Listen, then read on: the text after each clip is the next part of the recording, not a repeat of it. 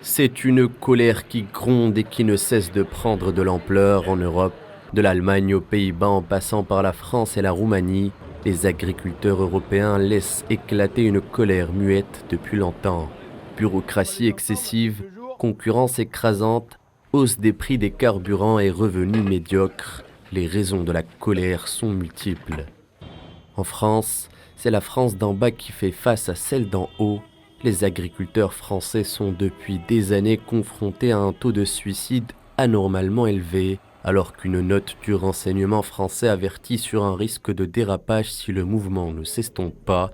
De leur côté, les agriculteurs sont déterminés. Il y a une vraie souffrance. Il y a une vraie souffrance parce qu'il y en a beaucoup aujourd'hui qui ont, la plupart de nos exploitations clôturé leurs comptes. Et quand ils ont la ligne tout en bas, ils se sont dit, non, là ça va plus.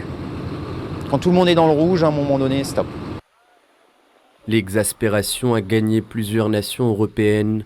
En Pologne, Hongrie ou en Bulgarie, les agriculteurs dénoncent une concurrence déloyale venant de l'Ukraine.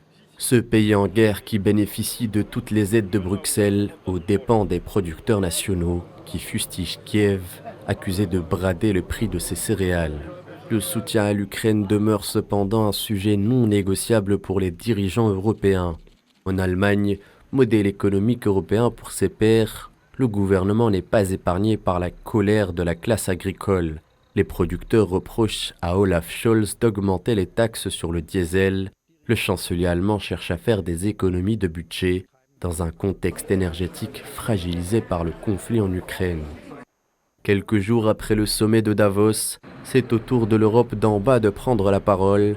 Elle accuse les élites de Bruxelles de les laisser pour compte dans une mondialisation dévorante.